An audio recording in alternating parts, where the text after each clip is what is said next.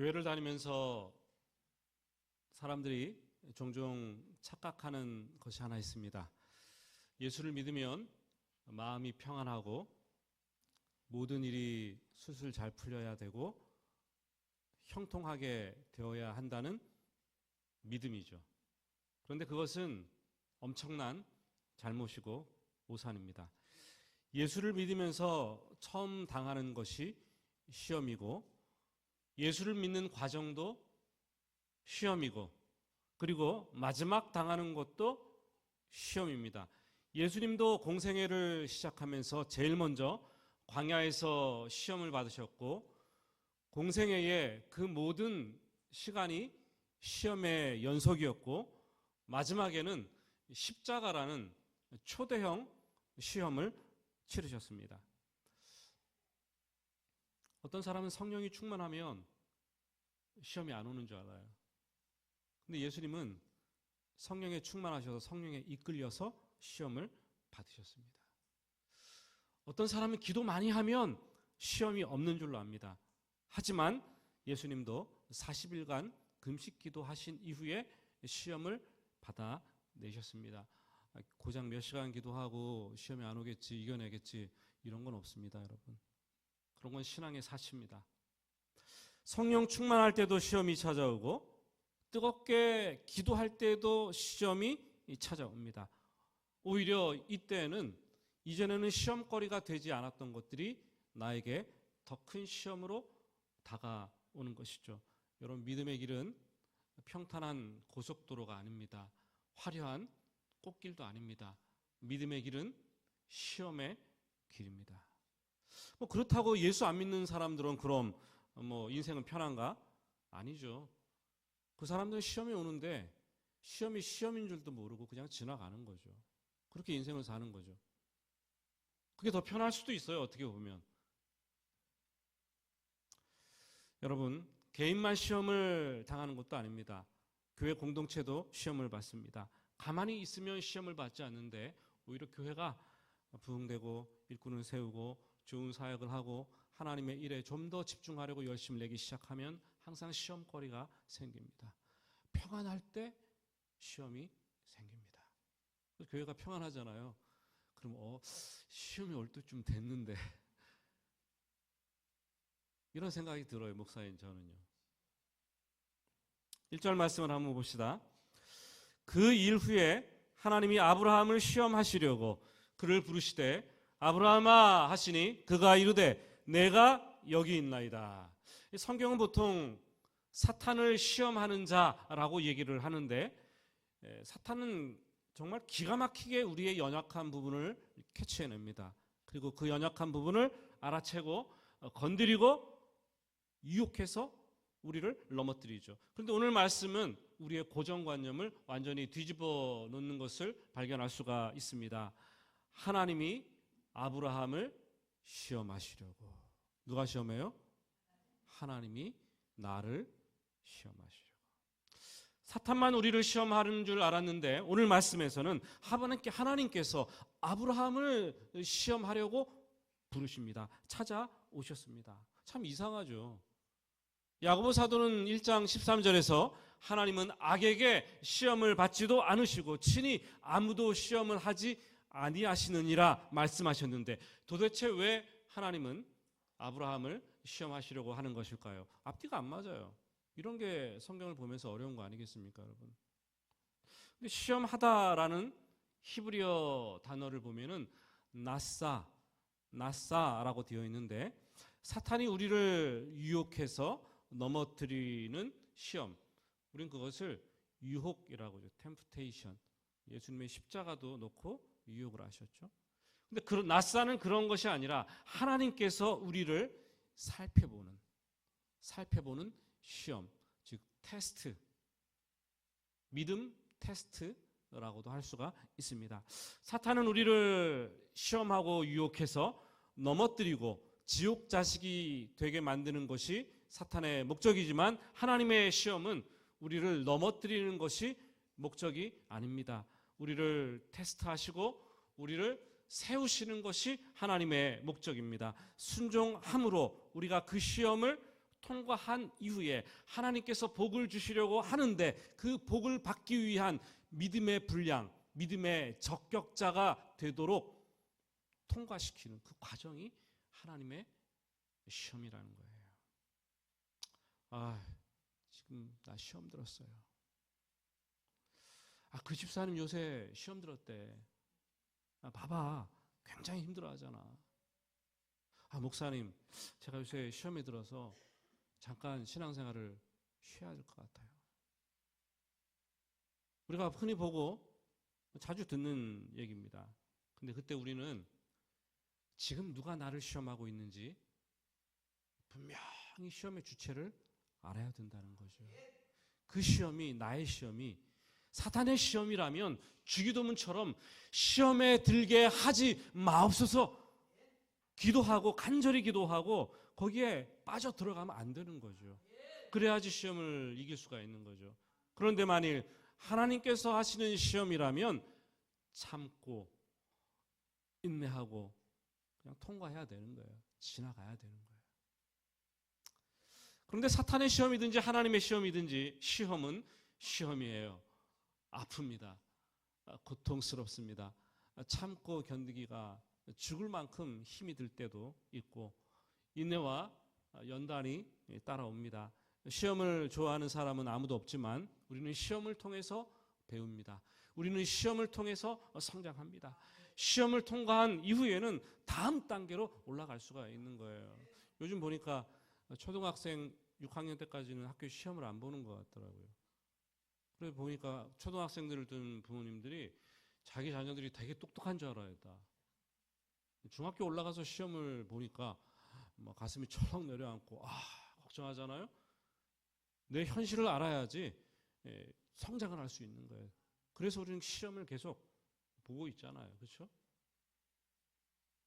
하나님께서 언제 아브라함을 시험하시려고 찾아오셨습니까? 1절 말씀을 자세히 보시면 그 일 후에라고 시작을 합니다. 바로 앞에 창세기 21장 말씀이시겠죠. 배경이 아브라함이 그랄 왕 도시국가 블레셋의 전신 아니겠습니까? 아비멜렉과 평화 조약을 맺은 이후의 일입니다. 한 그 땅에 거주하러 온 나그네가 감히 도시국가의 왕하고 불가침 조약을 맺었어요.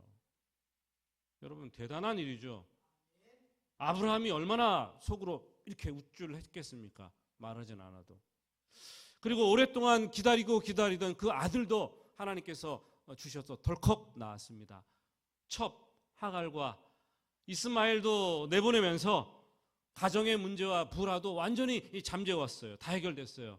우물 때문에 이 골머리를 싸매고 힘들었었는데 이 분쟁도 말끔히 정리되었습니다. 그래서 자기가 살고 있는 브엘세바에 에셀 나무를 심고 미래를 기약하면서 평안하게 꽤 여러 날을, 성경에서 여러 날은 수년을 얘기하는 거죠. 오랜 시간을 보내고 있을 때였습니다. 모처럼 아브라함의 인생 가운데 평안하고 행복하고 안락한 시간을 이렇게 보낸 적이 없었습니다. 그런데 바로 그때 하나님께서 시험하시려고 찾아오셨습니다. 어떤 집사님이 그러대요. 하나님 진짜 고약한 분이세요. 하나님 진짜 뒤끝 장렬이에요. 그런데 그분이 그렇게 말하는 게 이해가 되더라고요. 그분이 그런 얘기를 했어요. 하나님은 내 믿음이 정지된 상태로 있거나 하나님에 대한 감각이 내가 좀 희미해지고 세상으로 좀 더 나가려고 할 때 그냥 내버려 두시는 법이 없어요. 그런 얘기를 하셨어요. 하나님은 우리를 당신의 자녀로 부르신 이후에 그냥 내버려 두시는 것이 아니라 우리를 성숙시키는 당신의 목표치를 이렇게 설정을 합니다. 그리고 그 목표 지점에 도달하도록 하기 위해서 부지런히 하나님께서 일을 하시는데 이게 자기 백성들을 향한 하나님의 열심 아닙니까? 부모가 애 낳아놓고 그냥 방치합니까? 아니잖아요. 성장하도록 계속 뭘 하잖아요. 하나님도 마찬가지예요. 우리가 하나님의 자식이 되고 나면 하나님께서 목표를 정해놓고 계속 우리를 향한 열심을 가지신다는 거죠. 어느 날은 우리가 더 이상 앞으로 나아가지 않고 현실에 딱 안주하고 있을 때는 하나님께서 이 고난이라는 프로그램을 갖고 와가지고 돌리시는 거예요. 그리고 어느 날은 우리가 믿음이 정체되었다고 생각될 때에는 그냥 덜컥 시험 프로젝트를 갖고 오셔가지고 이 프로젝트를 이행하도록 우리에게 하시는 거죠. 고난 프로그램, 시험 프로젝트. 때로는 생각지도 못했던 미지의 세계로 가라고 하십니다. 때로는 지금 네가 갖고 있는 거 포기해라. 네가 갖고 있는 건 내려놓아라. 순종해라 말씀을 하십니다. 여러분 요즘 좀 귀 기울여 들어봅시다. 하나님께서 나를 시험하시려고 찾아오셔서 내 이름을 부르시는 그 음성이 들립니까? 아브라함아. 1절은 아브라함아. 하나님께서 부르고 계세요. 2절 말씀은 하나님이 아브라함을 시험하시는 내용인데 참 날벼락입니다. 청천벽력이에요. 여호와께서 이르시되 내 아들 내 사랑하는 독자 이삭을 데리고 모리아 땅으로 가서 내가 내게 일러준 한 산 거기서 그를 번제로 드리라. 참 독특한 것은 하나님께서 아브라함에게 오시긴 오셨는데 무엇을 주시기 위해서 오신 것이 아니라 무엇을 빼앗기 위해서 오셨습니다. 2절 말씀을 원문으로 보면 정말 구구절절합니다. 그 이삭을 가리켜서 너에게 하나뿐인 아들 이삭, 내가 아끼는 아들 이삭, 너의 독자 이삭이라고 이중 삼중으로 이삭의 소중함을 강조하는 게 느껴집니다. 하나님은 아브라함에게 아들 이삭만큼 소중한 것이 없다는 사실을, 이삭이 가장 소중하다는 사실을 너무나 잘 알고 있었습니다. 그 100세 얻은 아들 이삭은 인생 최대의 기쁨이요 최고의 보람이요 인생의 유일한 즐거움이자 낙이었습니다. 아브라함의 인생의 전부였고 그의 유일한 후사였고 절대적인 존재였고 이제까지 살아온 아브라함 인생의 결과물이었어요. 결과물. 그런데 이삭을 지키면서 아브라함도 하갈과 이스마엘까지 내보내지 않았습니까? 어쩌면 이삭이 아브라함에게 우상이었을지도 모른다라는 이런 생각을 좀 하게 되더라고요. 하나님 말씀하십니다. 너의 소중한 아들 이삭 나에게 다오. 이삭 번제로 드려라. 번제로 드려라. 근데 왜 또 번제입니까? 그냥 달라 그러면 헌신이라도 하겠는데. 번제는 번제물을 이 제단 위에 올려놓습니다. 칼을 갖고 와서 그 제물을 각을 뜨는 거예요. 잘게 잘라 각을 뜨는 거죠. 피는 받아서 제단 위에 뿌리고 불을 태워서 제물을 살리는 게 번제 아니겠습니까? 향기로운 냄새로 하나님께 드리는 거예요. 아버지로서 이거는 도저히 할 수 없는 일입니다. 하나님, 소중한 이삭을, 하나밖에 없는 이삭을, 독자 이삭을, 나의 전부를, 나의 가장 소중한 것을 이거를 바치라니요. 남의 아들도, 원수의 아들도 죽이는 것이 잔인하고 황당한데 어떻게 나의 하나뿐인 아들 이삭을 바칠 수 있겠습니까? 더군다나 하나님께서 아들 이삭은 약속으로 나에게 주신 하나님의 선물이 아니겠습니까? 도저히 이해할 수 없는 가혹한 잔인한 하나님을 지금 대면하고 있습니다. 왜 하나님께서 이런 잔인하고 황당한 요구를 아브라함에게 하시는 것일까요? 저는 저의 인생, 지나온 인생을 돌아볼 때 그런 생각이 들더라고요. 가끔은 하나님께서 너무 잔인하게 하셨다. 너무 가혹하게 하셨다. 너무 아프니까 생각하면 하나님, 제 자식들은요, 제 가정은요, 하나님 제 건강은요, 하나님 제 인생은요, 제 미래는요. 하나님께 따져 물은 적이 한두 번이 아니에요. 여러분들은 어떠십니까?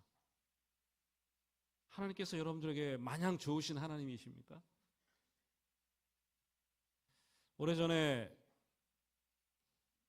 교회에서 사역했던 선교사님을 중국으로 파송하고 그 선교사님이 다시 한국으로 나왔을 때 한텀 사역을 끝나고 한국으로 나왔을 때 간증을 하셨어요. 그분은 주기철 선교사님이셨는데 중국 무안의 그 창의적 교육 사역을 이식하기 위해서 헌신하면서 노력을 했는데 그분이 연수가 이렇게 오래되고 나니까 열정은 식어지고 믿음은 점점 무감각해지더라는 거죠. 그때 뜻밖의 고통이 찾아왔다라는 거예요.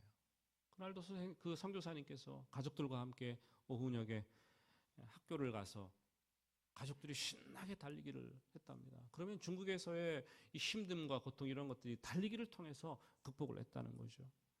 분명히 아들이 운동장을 힘차게 뛰고 나면 이 부모가 있는 곳으로 여느 때처럼 달려와서 와락 안길 것이다 라는 생각을 했습니다. 그런데 어찌된 영문인지 그날은 아이가 그런 아들의 모습을 볼 수가 없었습니다. 아들을 운동장을 헤매고 찾는데 운동장 골대 아래 누워 잠자고 있는 것 같았어요. 보니까 갑자기 하나님께서 부름을 불러 가신 거죠. 할 말을 잃고 그 자리에서 오열을 합니다. 도대체 왜 내가 가장 사랑하는 아들을 하나님 불러 가셨습니까? 절규를 하는 거죠.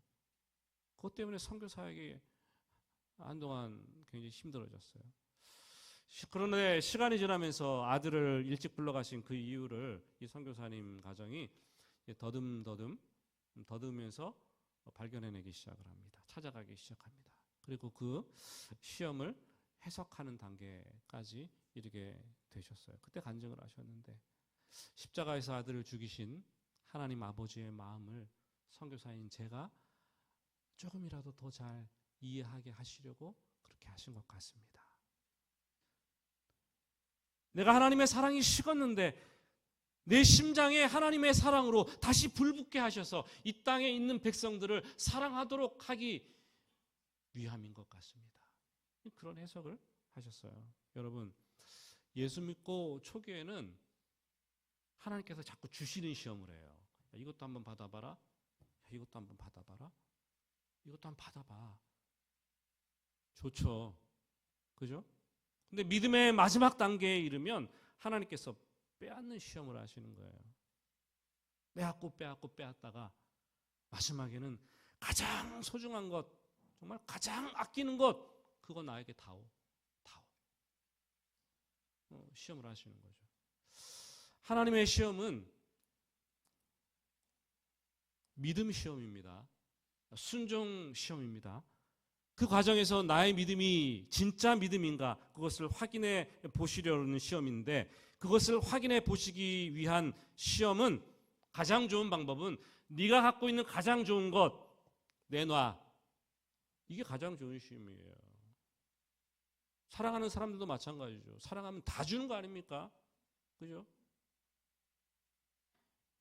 우리는 그때 어떻게 보통 기도를 하십니까? 이해할 수 없어요. 포기하지 못합니다. 내려놓지 못합니다. 그래서 그렇게 하지 않게 해달라고 기도를 합니다.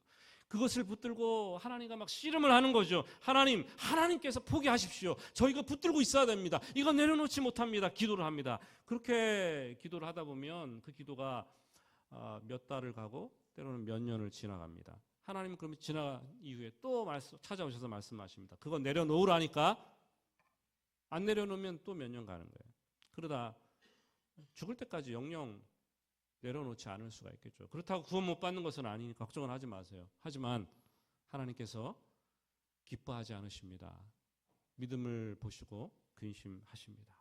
하나님께서는 딱 그 사람의 믿음의 분량만큼만 쓰십니다. 순종하는 것만큼만 쓰십니다. 여러분, 하나님이 왜 나를 잘 안 쓰시는가? 내려놓음, 포기, 이 순종이 잘 안 되기 때문이에요. 하나님께 쓰시려고 하는데 쓰실 수가 없는 거예요. 내가 포기하는 만큼이 진짜 나의 믿음이고 내가 내려놓는 만큼이 진짜 나의 믿음인 거죠. 나의 순종인 거죠. 다른 거 아니에요. 입으로 아무리 내 믿음 좋다, 뭐 교회 와서 아무리 열심히 해도 믿음 좋다, 그런 거 절대 아닙니다. 여러분. 하나님과 나와의 관계에서 믿음과 순종이 얼마나 여실히 드러나는가, 거기서 우리의 신앙생활은 결정이 되는 거죠. 가장 소중한 것을 바치라는 시험은 아브라함에게 마지막 시험이었습니다. 지금 아브라함의 믿음은 정상을 향해 달려가잖아요. 피크에 이르렀어요. 극에 달했어요. 금방 알아차립니다. 그리고 아무 말도 없이 오늘 말씀을 보니까 순종을 하는 거예요. 3절과 4절 말씀 한번 같이 읽어볼까요? 3절과 4절 말씀입니다. 아브라함이 아침에 일찍이 일어나 나귀의 안장을 지우고 두 종과 그의 아들 이삭을 데리고 번제에 쓸 나무를 쪼개 가지고 떠나 하나님이 자기에게 일러주신 곳으로 가더니 제3일에 아브라함이 눈을 들어 그곳을 멀리 바라본지라. 지금 아브라함이 있는 곳은 브엘세바입니다. 근데 모리아 산까지는 성경을 보니까 사흘길, 3일을 걸어야 되는 길이고 보통 과거에 지형이 험했으니까 80km 정도 되는 거리라고 생각이 됩니다. 그냥 집 근처에서 하죠.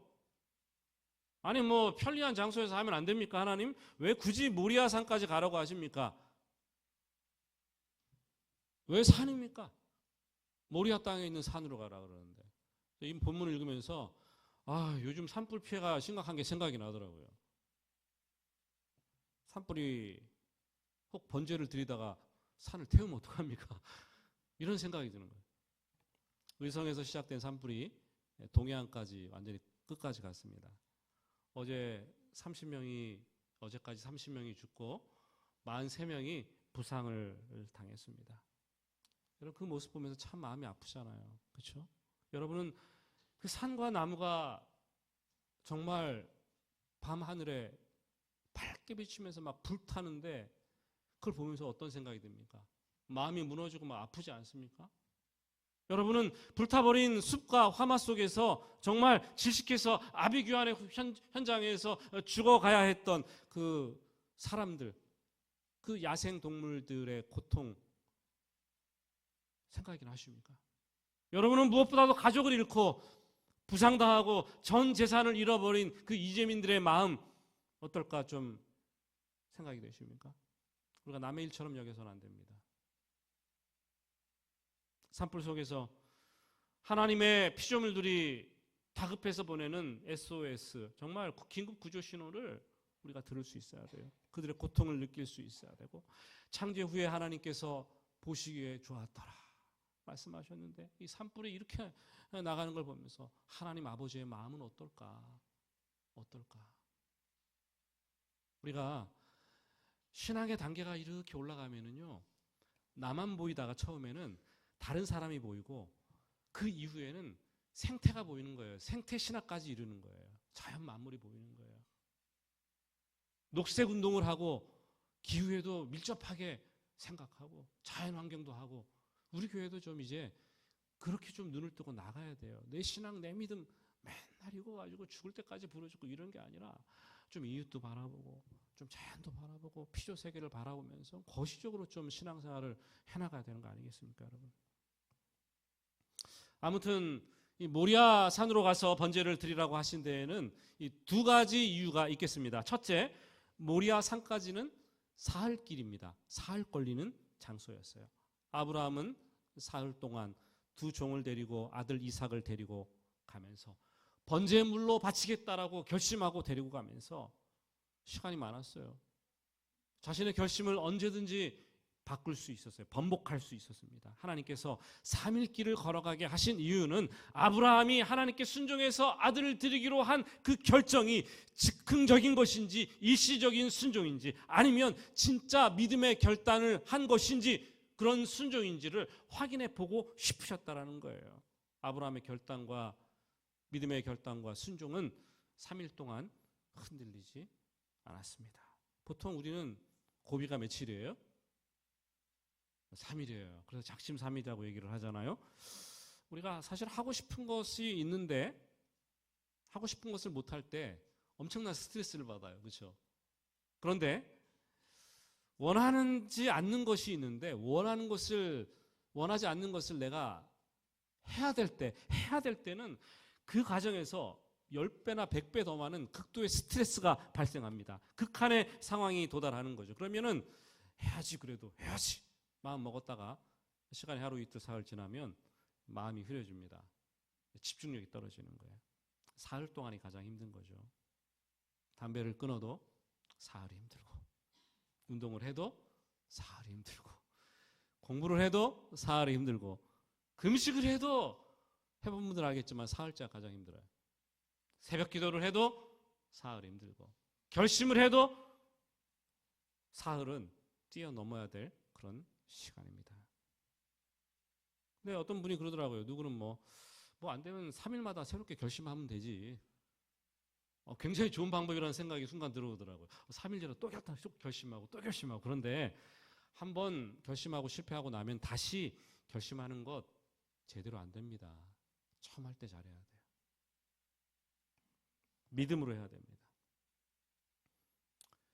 두 번째, 모리아 산으로 올라가서 번제를 드리라고 한 이유는 역대하 3장 1절에서 우리는 힌트를 발견할 수가 있습니다. 역대하 3장 1절 말씀 같이 볼까요? 솔로몬이 예루살렘 모리아 산에 여호와의 전 건축하기를 시작하니 그곳은 전에 여호와께서 그의 아버지 다윗에게 나타나신 곳이요 여부스 사람 오르나니 타작마당에 다윗이 정한 곳이라. 아멘. 이 솔로몬 왕이 모리아 산에 나중에 예루살렘 성전을 건축합니다. 이 예루살렘 모리아 산은 예루살렘에 있었습니다. 하나님은 이후에 이스라엘의 역사 속에서 예루살렘 성전이 세워질 그 장소에서 아브라함이 아들을 번제물로 바치는 온전히 드리는 그것을 보여줌으로 말미암아 미리 성전에서 예배할 때 온전한 예배자가 어떤 모습인가를 보여주시는 거죠. 어떻게 예배할 때 헌신해야 되는가 보여주십니다. 그리고 또 6절 말씀을 보시면 이삭이 자기를 태울 번제물을 자기가 모리아 산에 지고 올라가는 장면이 6절에 나옵니다. 그런데 예수님도 바로 그 예루살렘에서 자기가 달려 죽을 그 십자가를 등에 지고 오르셨다는 거예요. 예표를 하고 있는 거죠. 이삭이 모리아 산의 제단에 번제물로 올려진 것처럼 예수님도 모리아 산에서 예루살렘 골고다 언덕에서 십자가 위에 제물이 되실 것을 미리 아버지 되신 하나님께서 예표로 보여주고 계십니다. 어떻게 보면 창세기에 기록된 아브라함이 이삭을 모리아 산에서 번제물로 바치는 그 시험은 하나님께서 자기 아들을 예수를 십자가에 죽이려고 하신 연필 스케치랑 똑같은 거예요. 초안과 똑같은 거예요. 초벌 스케치입니다. 수천 년의 시간이 이른 후 하나님은 다시 그 모리아 산에서 다시 그 예루살렘 골고다 언덕에서 예수 그리스도의 십자가 사건을 통해서 구원 작품을 하나님께서 완성을 하시는 거죠. 완벽하게 이루어내시는 것입니다. 말씀했습니다. 최근 여러분은 어떤 종류의 시험을 겪고 계십니까? 아마 누구든지 지금 여러분의 인생의 문을 열고 들어가 보면 시험이 다 있어요. 시험이 있죠. 장애물 있죠. 걱정이 있죠. 염려들이 있죠. 물질의 문제, 자녀의 문제, 관계의 문제, 직장의 문제, 벌려놓은 사업의 문제. 우리는 그때 분명히 알아야 됩니다. 하나님은 우리 호주머니 속에 돈이 얼마 있는지, 우리가 돈이 없는데 잘 살아가고 있는지 이거 별로 궁금하지 않으세요. 하나님은 우리의 건강이 어떤지, 우리의 건강이 좋아지고 질병을 잘 극복해 나가는지 이거 별로 궁금하지 않으십니다. 하나님은 우리가 자녀를 잘 키우고 있는지, 직장 생활의 힘듦을 잘 극복하고 있는지, 어려운 사업을 잘 헤쳐나가고 있는지 거기에 관심이 있는 것이 아닙니다. 그러한 일련의 여러 가지 상황 속에서 주시기도 하시고 빼앗기도 하시면서 우리의 믿음을 저울질해 보시는 거예요. 우리의 믿음을 보시기를 원하십니다. 빼앗아 가실 때는 내가 포기하는 만큼이 진짜 믿음이고 내가 내려놓는 만큼이 진짜 순종입니다. 그 어려운 순간에 어떻게 믿음으로 반응하고 순종하는지 하나님 그걸 보시는 거예요. 그걸. 돈 가지고 천국 갑니까? 하나님이 돈 보십니까? 예? 건강 가지고 천국 갑니까? 그 순간에 믿음을 보시는 거예요. 믿음을. 오늘 주일 아침에 우리는 영혼의 숨고르기를 좀 할 필요가 있다는 생각을 합니다. 우리는 하나님의 부르심을 따라 아브라함처럼 이 믿음의 산 오르고 있습니다. 최고봉 정상을 향해 나아가고 있습니다. 시험이 올 때는 주저앉고 싶을 때도 있고 좌절하고 포기하고 싶을 때도 있고 다 집어치우고 싶을 때도 있습니다. 가정도 시험이 들면 결정적으로 끝내고 다 던져버리고 싶을 때가 있고 직장도 뭐 사표 내버리는 거 한순간 아닙니까? 뭐 신앙생활과 교회생활도 떠나는 거 뭐 싶을 때가 있지 않습니까? 하지만 끝까지 견디기만 하면 이겨내기만 하면, 완주하기만 하면 우리가 정상에 서는 것은 시간 문제입니다. 8분 능선을 넘는 것이 어려워요. 뭐든지 8분 능선. 가쁜 숨을 크게 한번 내쉬고 고개를 넘고 나면 새로운 지평이 열리는 거예요. 정상이 보여지는 거예요. 남이 흉보는 거 사흘밖에 안 됩니다. 흉보는 것도. 내 마음에 어려운 거 여러분 지나가면 아무것도 아닙니다. 그리고 어느 순간 이 시험을 잘 통과한 이후에 하나님께서 우리를 정상에 우뚝 세우시는 것을 우리는 경험하게 될 것입니다. 그리고 네가 이제야 나를 경외하는 줄 내가 알았다 말씀하실 것이고, 하나님께서 예비해 놓으신 신령한 이 축복의 적격자로 여러분들을 인정해 주실 것입니다. 우리 오늘 말씀 기억하면서 한번 기도합시다.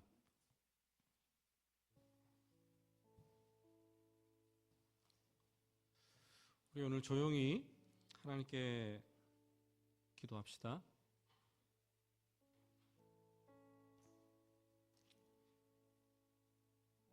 하나님, 제가 지금 시험 중입니다. 하나님, 우리 가정이 지금 시험 중에 있습니다. 시험을 통과한 이후에 우리에게 가장 좋은 것을 주시려고 하는데 우리는 그것을 붙들고 놓지 않으려고 합니다. 너무 좋아서, 너무 소중해서 놓지 못하고 있는데 이것을 놓을 수 있는 믿음의 분량을 허락하시고, 지금 내가 붙잡고 있는 나의 생각, 내가 사랑하는 것들, 내가 원하는 것들, 나의 허상이요, 나의 우상이라는 것을 깨닫고 내려놓고 포기하고 하나님만 붙들게 하여 주시옵소서. 말씀하실 때 듣고 믿음으로 순종하게 하시고, 시험 당할 때 믿음으로 순종해서 하나님께 이끌림을 받고 인생의 다음 단계로 나아갈 수 있도록 주님 도와 주시옵소서. 여러분, 시험 중에 있는 분들 기도해 주시고, 그리고 산불로 인해서 고통받는 이재민들, 보시기에 좋았더라 말씀하신 그 피조물들의 고통이 아버지의 마음을 얼마나 어렵게 하는지요. 우리 아픈 마음으로, 우리 묵상으로 조용히 하나님께 같이 기도하겠습니다.